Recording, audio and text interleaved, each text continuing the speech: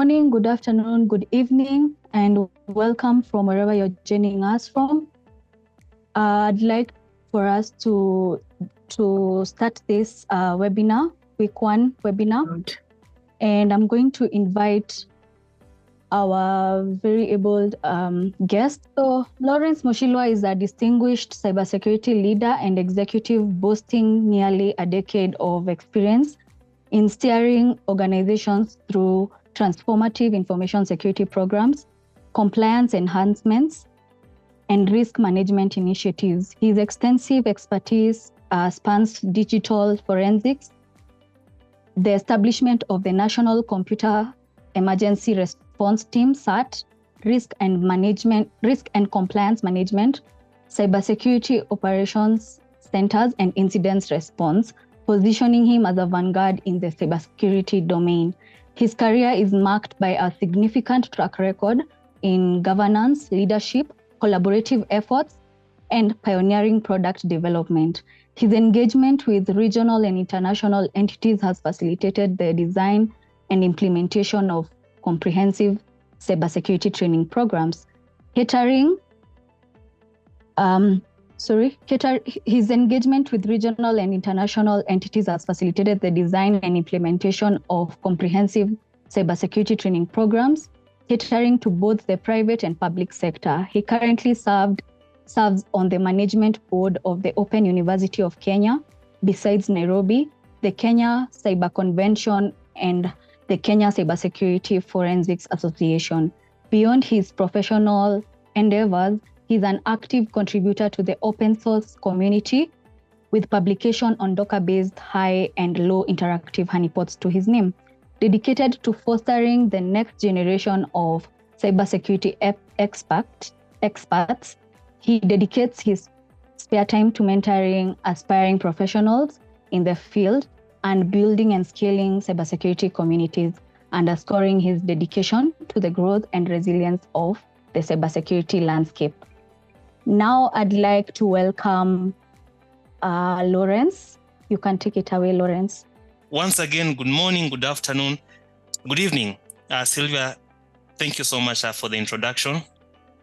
I do a couple of things in the community and professionally. Out of all of those things, training and being part of this specific program, training for teachers is amongst my favorite activity. So very happy to be here. I see, as always, you have a global audience, and I'm hoping that in the next couple of minutes, we'll be able to share a few insights from experience, and hopefully we'll gain something from here. So today's topic will be on advanced cyber attacks. So what will we be talking in regards to these advanced cyber attacks? Ideally, at the end of this, you should have a good or some understanding of the type of cyber threat actors we have out there.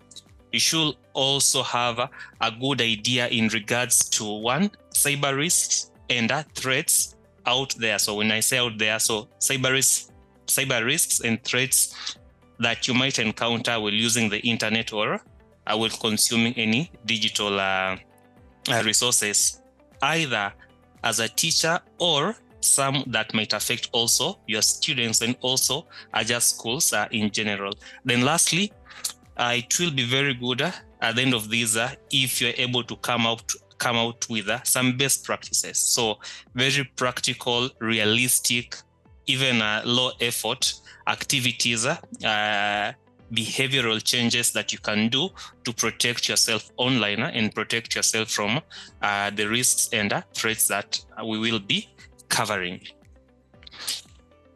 So, kicking us off, what do we mean when we talk of cyber threats, and why is it important for you to protect against yourself, your school, your students against these type of threats? So, the internet is very wide. Digitization is very global.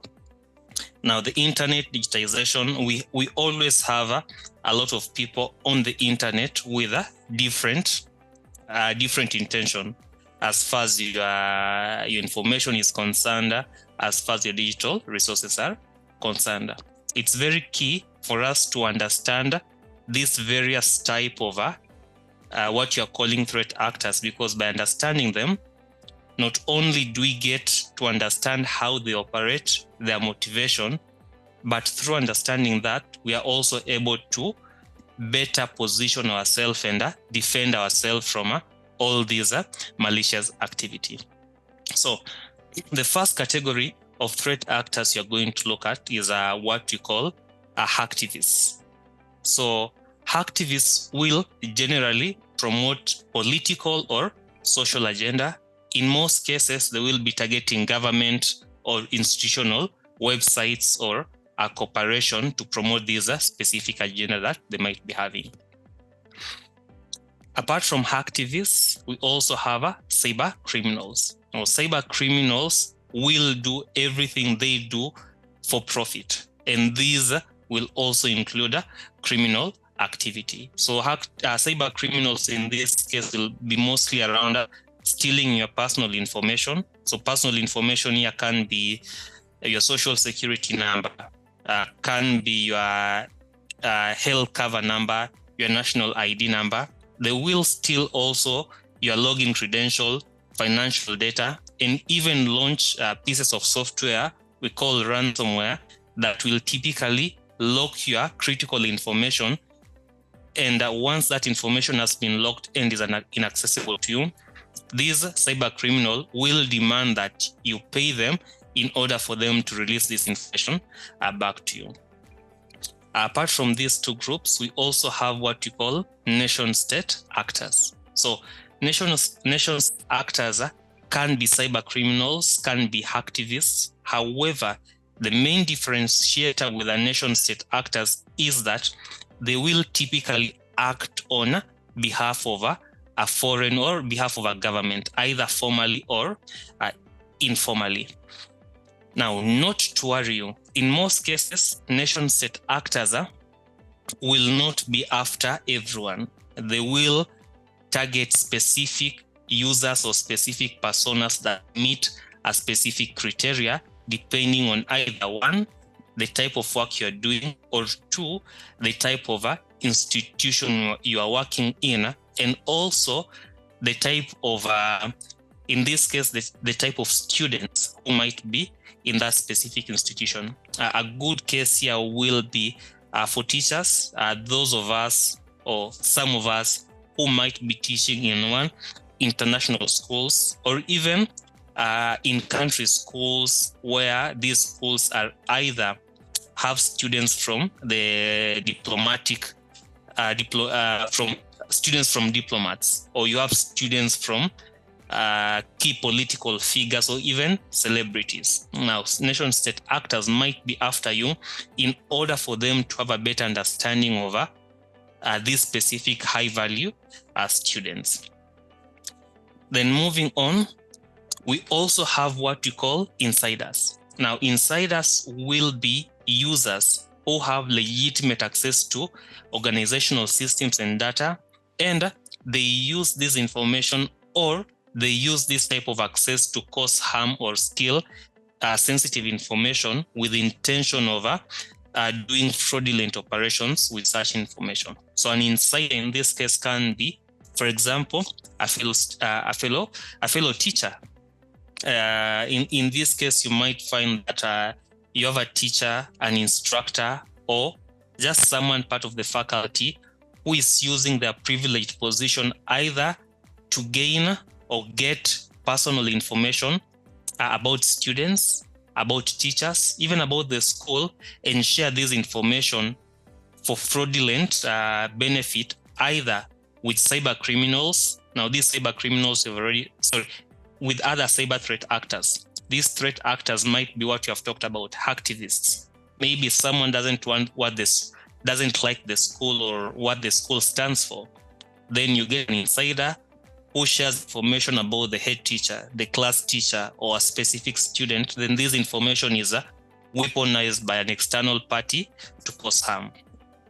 Then apart from insiders, we also have cyber terrorists. Now, these are similar to the old school terrorists we know. However, they use cyberming to achieve their terrorist objective and even result into causing physical damage.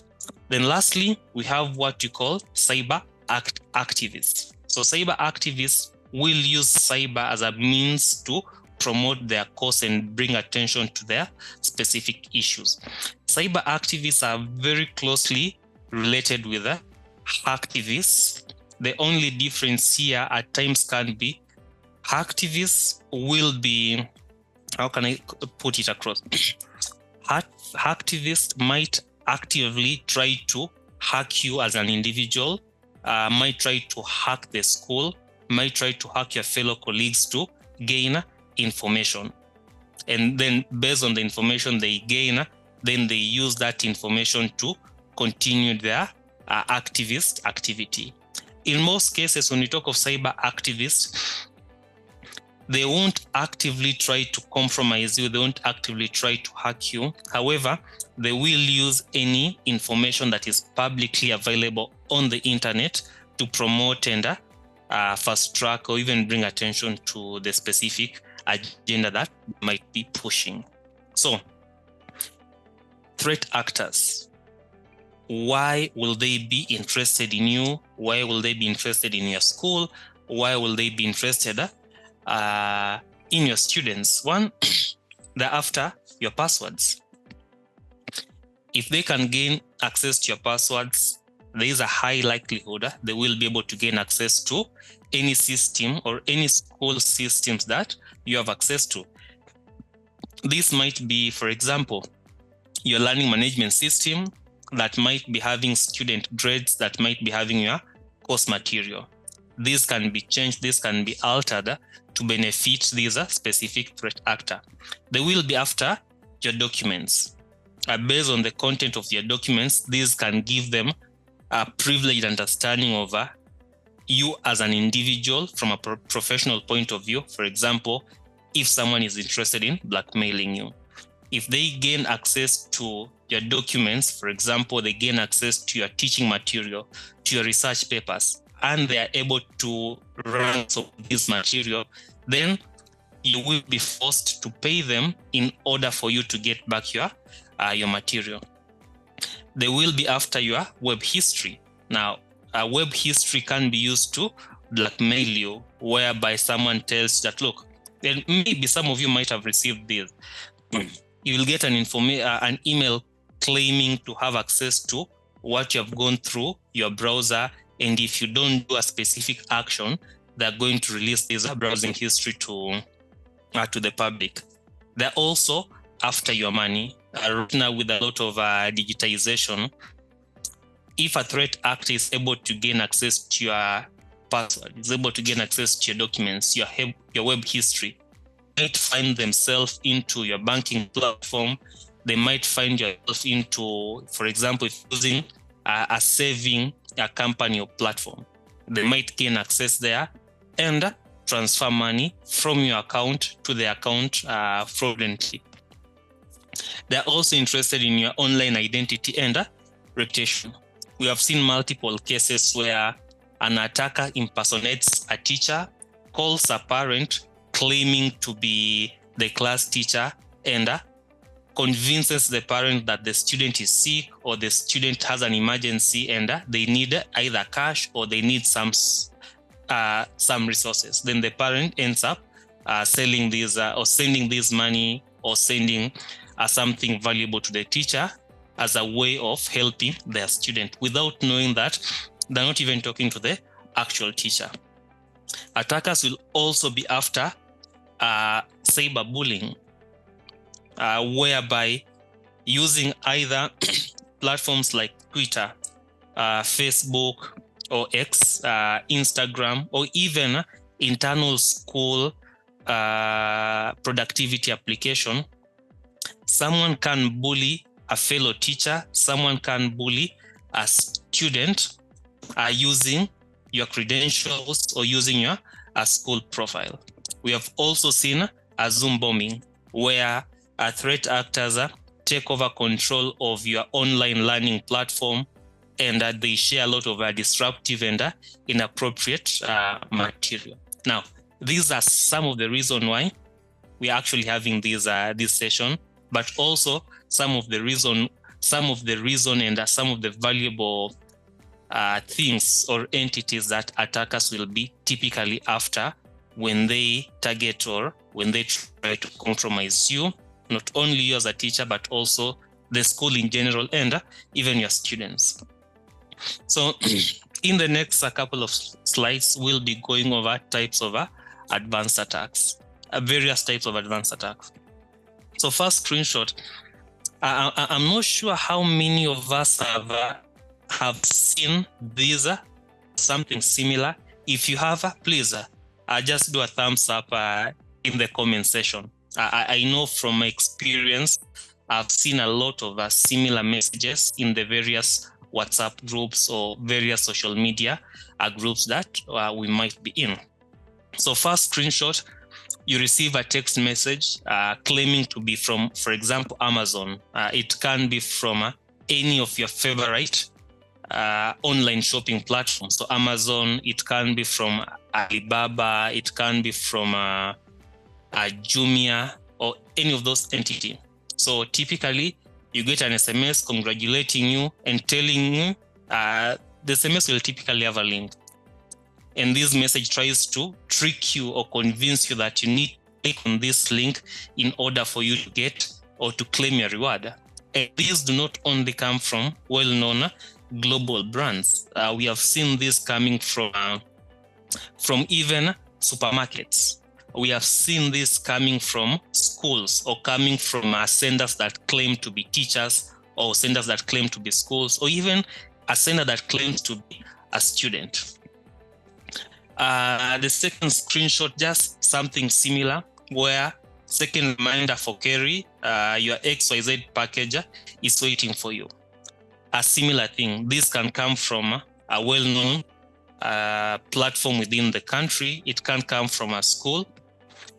We are also seeing another screenshot of what claims to be an Amazon email requesting you or informing you that your credit card expires within a specific range. If they give you a link, and here the trick is that when you click on this link, they will claim to help you either update credit information or update your account information.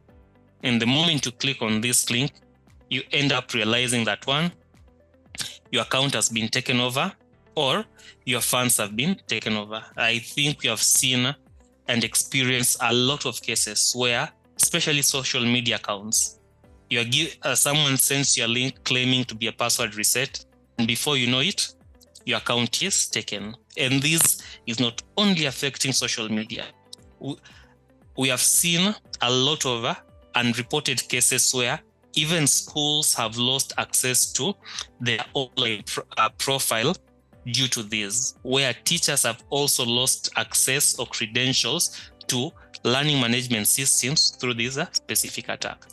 So if you have received something similar to this type of attack is what we call a phishing attack. And in a phishing attack, the attacker attempts to trick you into giving away sensitive information. This can be your login credentials, any personal information. This can be your identification number. This can also be your credit card number. They will typically disguise themselves as trustworthy individual, either speaking or representing the company, representing the school, or representing a teacher, or representing a parent. In most cases, typically this has been done by sending the recipient, in which cases us as the end user or as the victim, you will receive, in most cases, an email address. But right now, as you have seen in the previous slides, we are seeing cases where this is now even being done through SMS. We have seen this being done through social media, through WhatsApp forwards, and also just direct messaging. Always, when you talk of a phishing attack, it will always include a link or an attachment that will either take you to a website where you'll either enter your credentials, you'll enter your credit card number, or it will require you to download an additional file, which is in most cases a malware.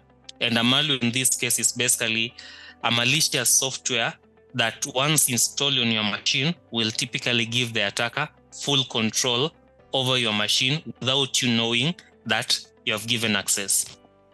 So what can you do to protect yourself against a phishing attack? We recommend that one, you install an antivirus. You install an antivirus on your computing device. So this should be installed on if you have a laptop, on your laptop, if you have a workstation, on your workstation, and also importantly, this should also be installed on your phones, your tablets, your iMac, your Chromebook, and all of that. So all your computing devices need to have some sort of antivirus. In the next slide, I will be sharing a little bit more, or in the subsequent slides, we'll be just sharing a little bit more about antiviruses. The other thing you can do is you need to be very cautious of unsolicited emails and messages. So when we talk about unsolicited emails and messages, basically meaning that be very careful when you receive an email that you didn't request for or you didn't initiate. For example, if you get an email to reset your password from one of your accounts, you should be asking yourself, why am I resetting my password? Did I initiate this action? If you didn't initiate it, then you need to be very wary, very cautious.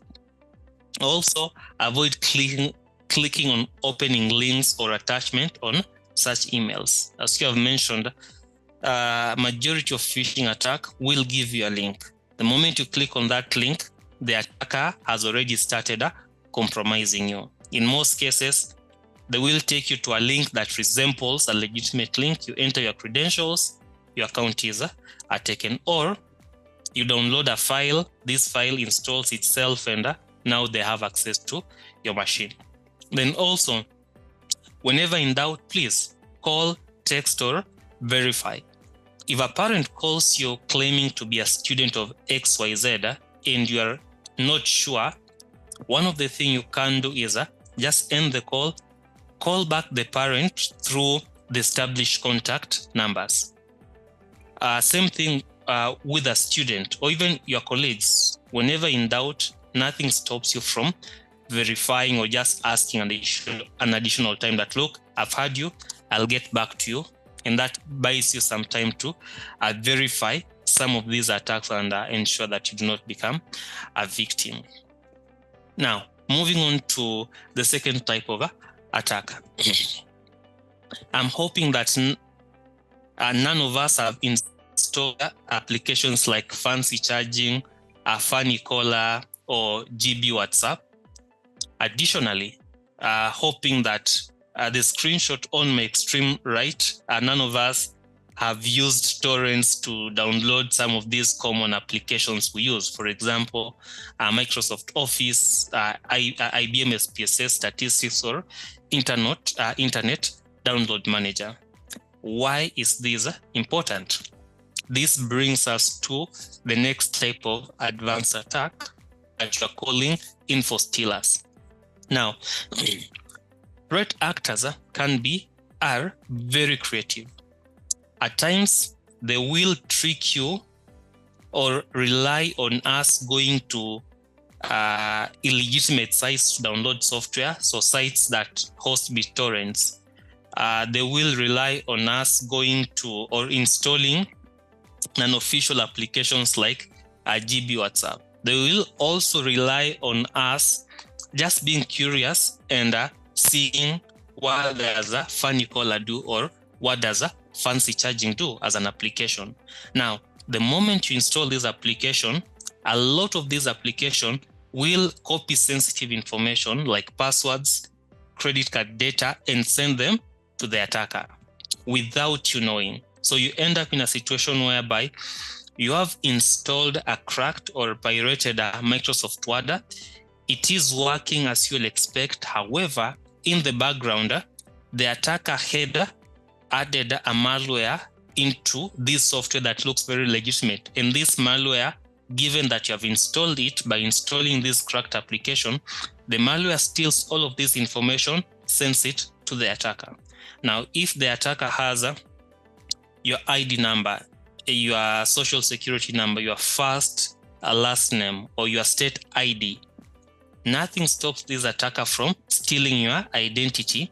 Nothing stops them from taking over your social media account, your profile, your LinkedIn profile, and impersonating you, effectively leading to identity theft. Now, what can you do with the information stealers? As always, antiviruses are going to protect you 90% of the time from 90% of these attacks.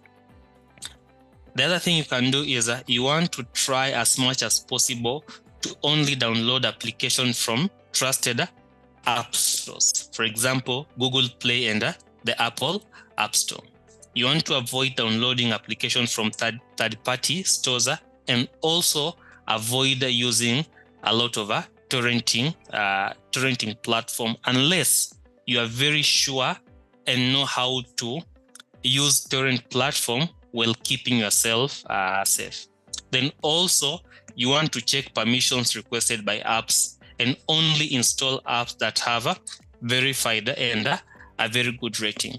So just going back to my example, you will find that when you install an application from a funny caller, the name claims to help you manage your calls. However, during the installation, you might realize that this application is requesting for a lot of permissions. So maybe it's requesting full permission to access your storage.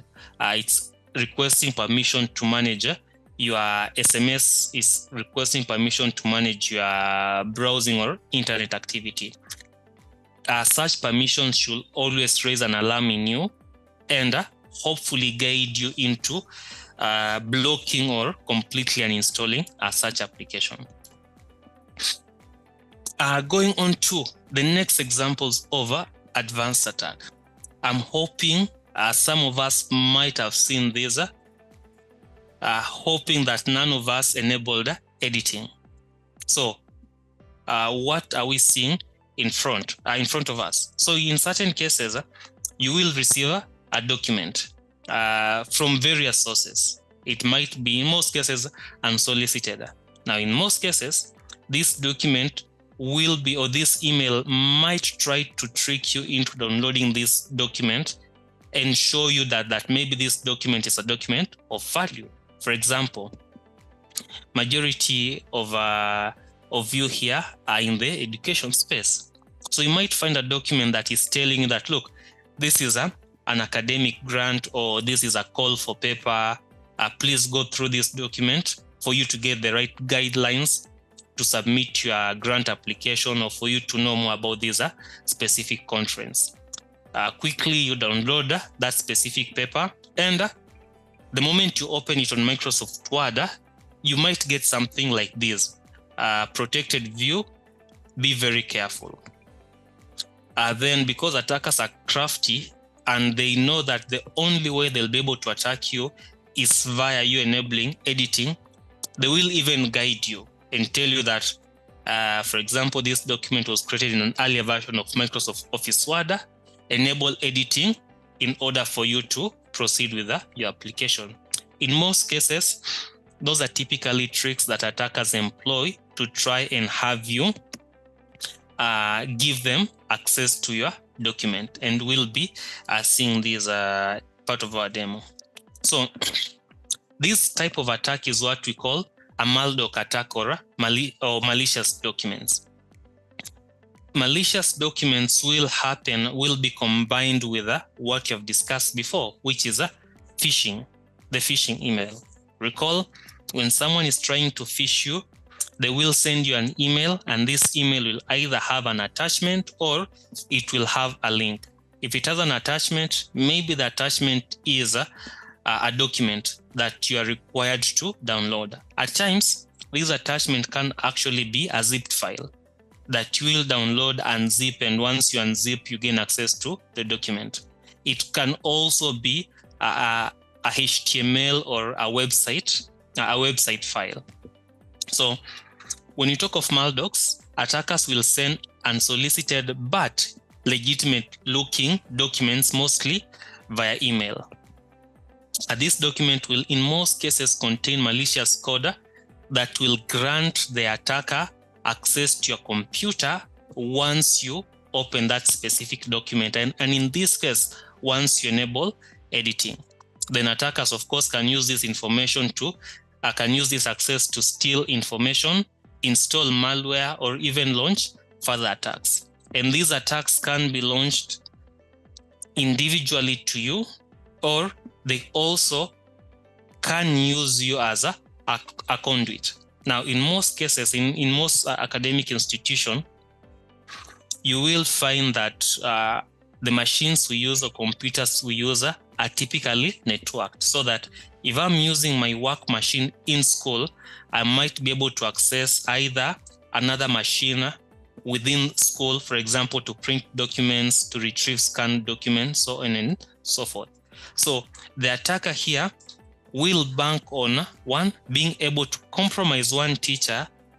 Then by compromising that individual teacher, they will have access to the machine that teacher is using.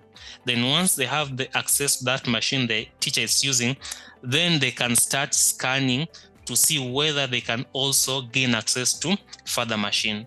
And here we find ourselves whereby the teacher was compromised, and through the teacher being compromised, the whole school ends up being compromised. And it's not limited to teachers only. Same thing happens to students. A student might receive a document claiming to be from the teacher, maybe an additional assignment, a grading report, feedback on an assignment that was submitted. As a student, you will be very quick to open that document, review it, and be done with schoolwork. Unknowingly, that's also how you get yourself compromised, either individually or you even get the whole school compromised. Now, what can you do? As always, you need an antivirus will protect you from a lot of these threats. You need to also be cautious of opening email attachments or clicking on links from unknown sources. Then importantly, also just keep your software and operating system updated. I wanted to mention something on Zoom bombing. So during COVID, a lot of schools started adopting online learning, and I think that trend has maintained.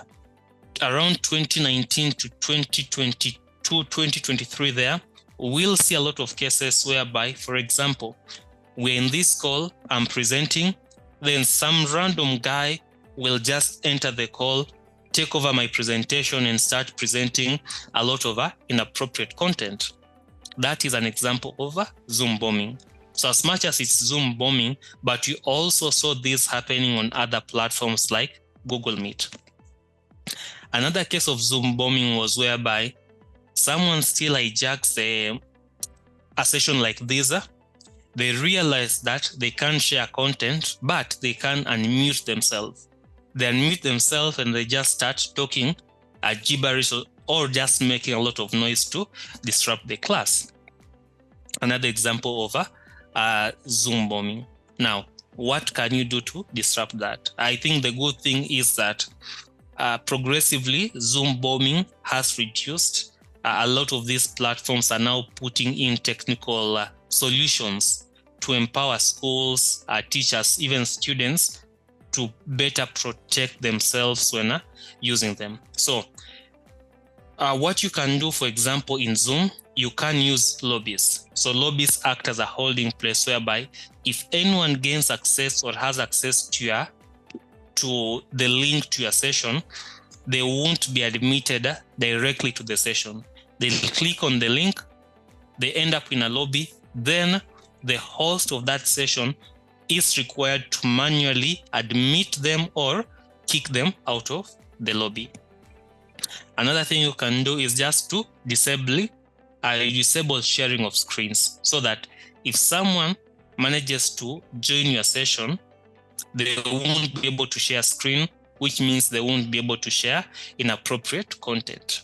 You can also disable or put mute all participants, which means that, again, someone gains access to your session, they can't unmute themselves, they can't share a screen, so they can't do any form of disruption. The only risk there will be then they get to listen and be part of your class, which might be not what you intended for.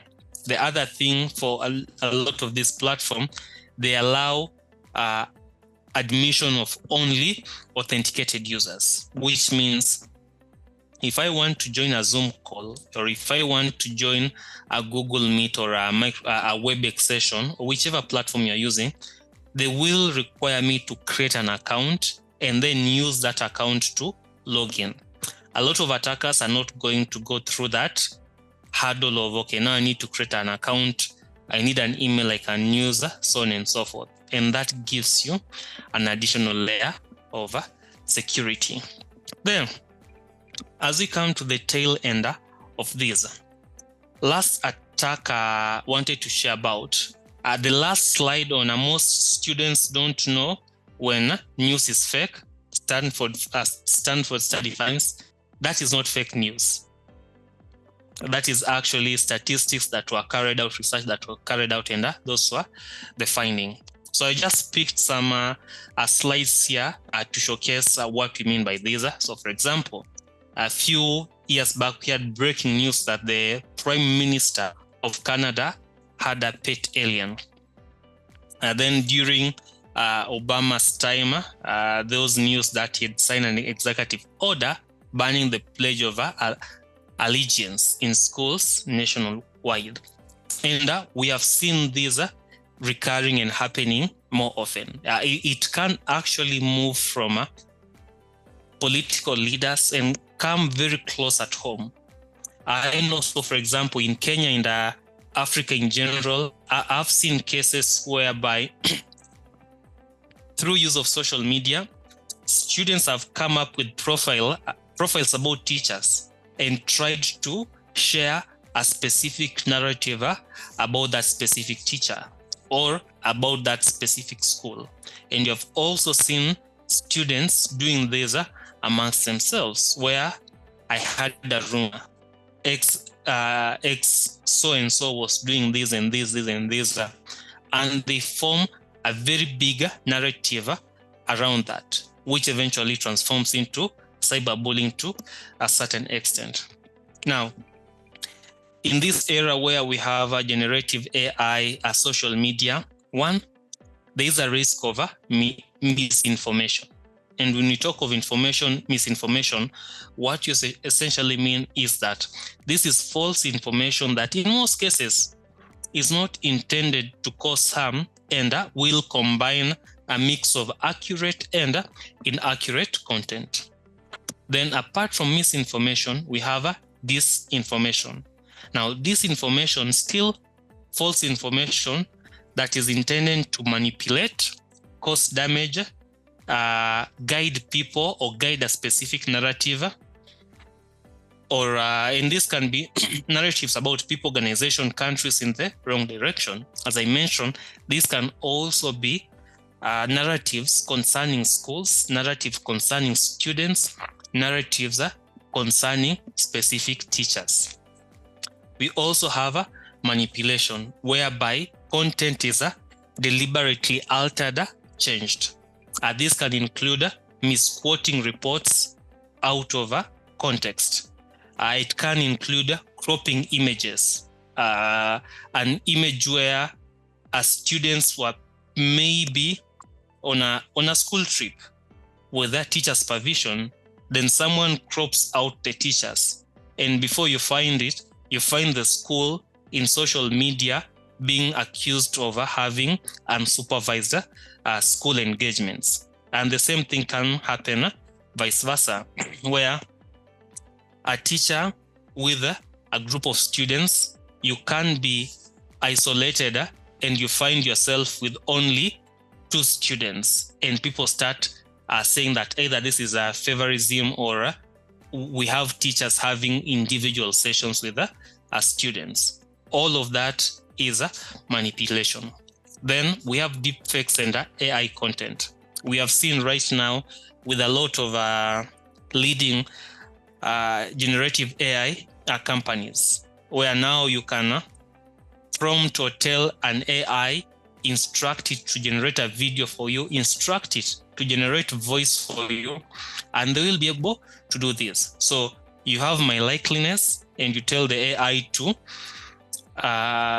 give you video of Lawrence speaking badly against a parent, or a parent speaking badly against a school, or students speaking badly against teachers or against the school, and vice versa. And if this is not well understood, you end up setting a narrative about a student, or you end up having a very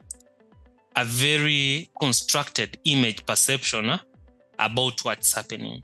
Then lastly, sock puppets. So sock puppets, these are typically fake accounts created by real people to create conflict between two or more parties. So for example, in my first slide, I had my Twitter handle at Muchilwa. Nothing stops me from going on social media and creating a new account calling myself Jen Doe. Then with this specific account, I know where, for example, if this sock puppet is meant to imitate a student for a specific school, I'm a student in that school. I go create a different account with fake names, enter the same social media circles fellow students are, and just start creating strife. Depending on my objectives, strife amongst the students. I pick a student, I start saying, I start a narrative and guiding that narrative, or I pick a teacher and start guiding that specific narrative, or a school using this specific fake account that we are calling sock puppets. Then to recap, so we have seen the type of threat actors, all the way from hacktivists to cyber criminals to cyber activists to even state actors. We have seen types of threats all the way from phishing, info stealers, malware, Zoom bombing, and misinformation. Yes, I know it can be quite a lot because we have also been seeing what can you do to protect yourself against this. In general, as I've kept saying, one of the things that will help you will be installing an antivirus and keeping it up to date. Windows, for example, will have a default Windows Defender, which is an antivirus. It will come in most Windows operating system, and all that you need to do is enable it and ensure it's updated whenever you have internet access. Now, nothing stops you from buying commercial antiviruses. For example, in no preferential order, we have ESET, we have AVG antivirus, we have a McAfee, we have Kaspersky, hundreds out there that you can also install on your computing devices. I'll insist that computing devices are not just limited to your computers, but this also includes your phone. It also includes your tablets, your Chromebook. And the good thing is that a lot of these antiviruses will allow you to or support being installed on all of these devices.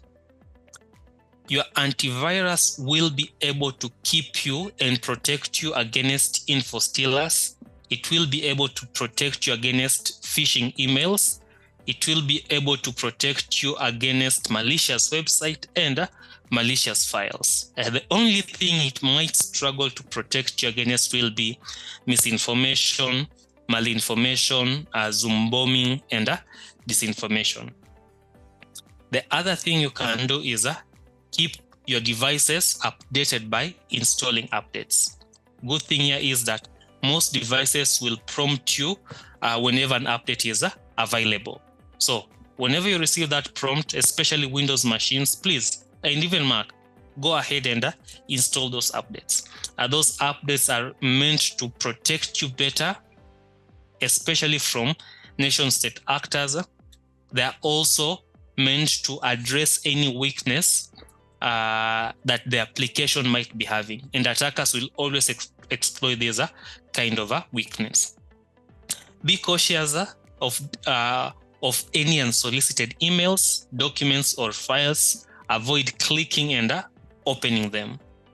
When in doubt, because yes, at times you will be in doubt. If you have an antivirus, then the antivirus will be able to protect you from 90%. I'll even go ahead and say your antivirus, as long as you update it, and as long as you have gotten it from a reputable company, it will be able to protect you from at least 98% of all the threats that we have talked about or discussed. Then lastly, when we talk of misinformation, disinformation, always verify information before sharing, always verify this information before making a conclusion, because with time it's becoming very hard for human to distinguish whether is this a deepfake, is this a misinformation, is this disinformation.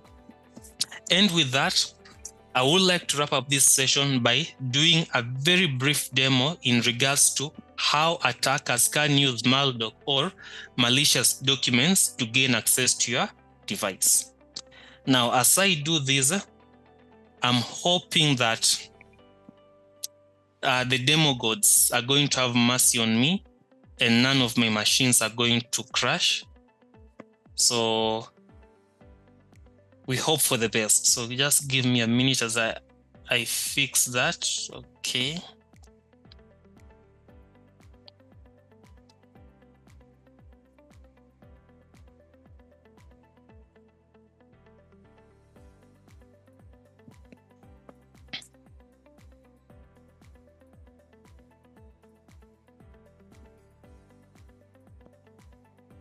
Okay, so what you're going to do here is I'm going to represent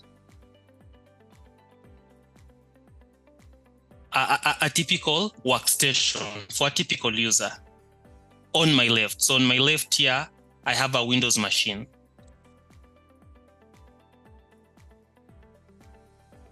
So on my Windows machine here, I have my document files, my downloads.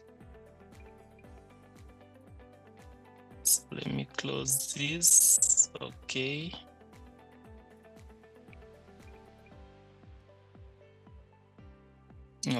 Okay, so my machine is misbehaving a bit. Hopefully things will be okay.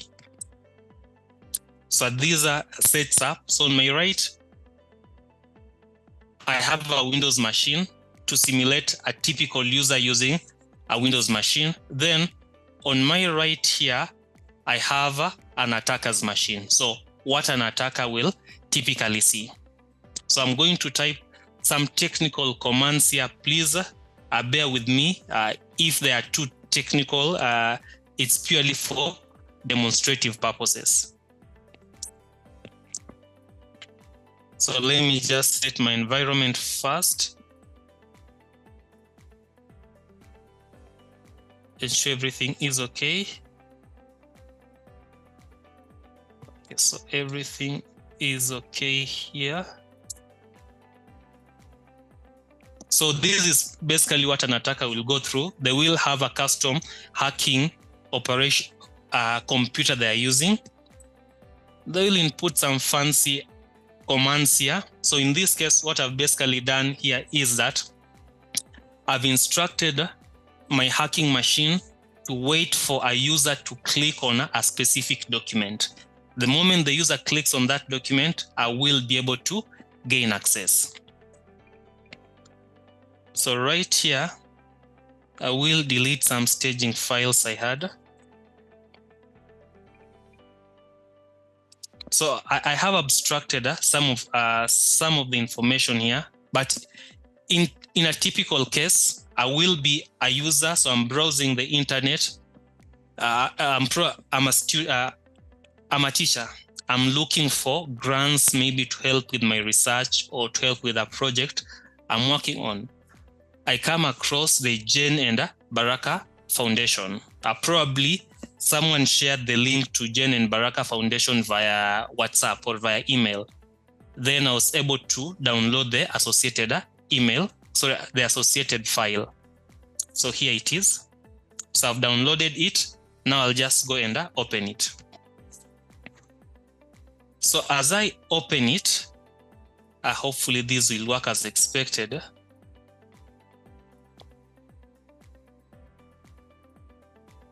So as I open the file, as far as I'm concerned, I'm opening a file that will help me understand this foundation and hopefully get some funds or scholarship from it. Unknowingly to me, this specific file has been specifically crafted by an attacker. And the moment I open it, the attacker will gain access to my machine. So let's give it a minute to open.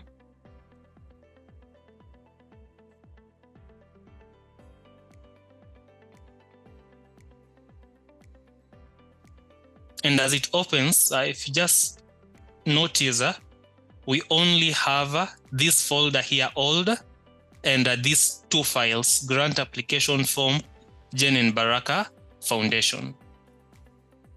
So if this works as expected, we will see some additional files being introduced here. So for example, if you are keen enough, you have seen there's a file that is now here called VPN file.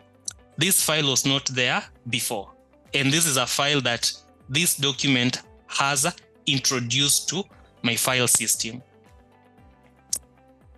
And right here, we can see that my hacking system is telling me that a session has been opened with this specific machine. So this specific machine here, what I'm trying to highlight here, is the machine of the victim. So in this case, this is the machine of the user who has opened this document file. Now, as far as the user is concerned, they are opening a Word document. They are not aware that an attacker is actually in the background trying to gain access to, not even trying, already having access to their system. So as a user, I will go through this file. Okay, I see they have their vision. It's a typical file generated with a bit of ChatGPT. So nothing about this file is suspicious. So I'll continue with it and even go ahead and apply. However, the moment I open this file, the attacker gained access to it using this specific command. So let's see what the attacker is able to do. So the first command I'm going to run as an attacker here will be a command called screen share. So screen share allows the attacker to have remote access to what the user is seeing. So for example, on my left here, this is the attacker able to see what this user is doing. For example, if I come here on the phone number, where is it?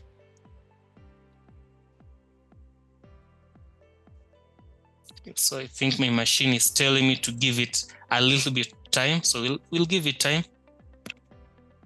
So we let it load. As that happens, I will also just open another browser here to showcase the difference. And what I want us to take away from here is that by simply opening that specific file, the attacker has access to my machine. And they're able to see what I'm doing here. I will let that continue loading.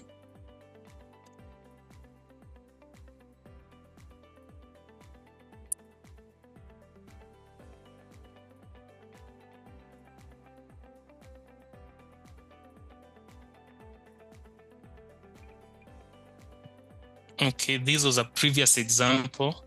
Probably not going to load. Okay, so I'll just proceed and explain. So the attacker is able to see exactly what I'm doing, and if we go further, trying to find the right terminal I was in. If we go further to this, what can the attacker do?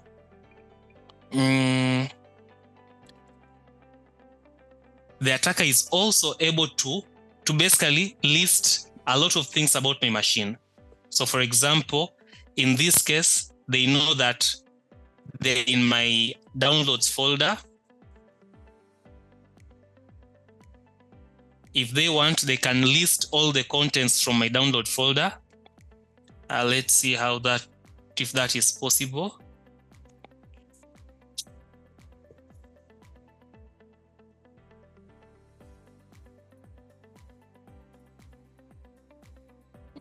I'm guessing these are the demo gods I was mentioning. They have come to haunt me.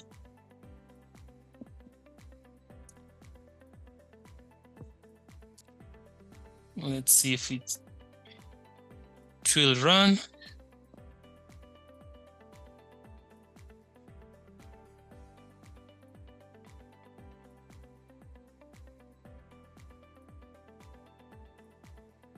Okay, so for some reason, the demo gods are telling me that I've shown enough. But essentially what I wanted to show that, just to build on top of here, was that once the attacker has access to this machine, as I'd mentioned here, they're able to see what is under my downloader. Unknown to the user, they can navigate and go through all the folders on this machine. If they want, they can delete any folders they want. They can download any files they want. They can edit any files they want without me as the end user being aware of this. Now, to wrap it up, the only reason why this is possible is because I have deliberately disabled my antivirus. However, if my antivirus was actively running, it will have detected this file as a malware file and it will have stopped it from running. In the rare case where this file will have executed, my antivirus will have picked that this Word document is trying to install another software and it will have blocked installation of that specific software, which means as much as I will have downloaded the file, the attack will not have been successful, meaning that the attacker's objective will not have been met. So as I wrap this up, this was basically meant to showcase and take us through advanced attacks and take us through what can happen when an attacker manages to compromise us and the impact this can have on us as an individual, to us as a school, and also as an individual, the impact in regards to the information the attacker can get that belongs to the school and belongs to the students that we teach. And with that, I would like to come to an end of my session. I hope that it has been beneficial, and in spite of the demo gods, I hope that I have managed to pick one or two things in regards to the impact of what happens when attackers gain access to your machine.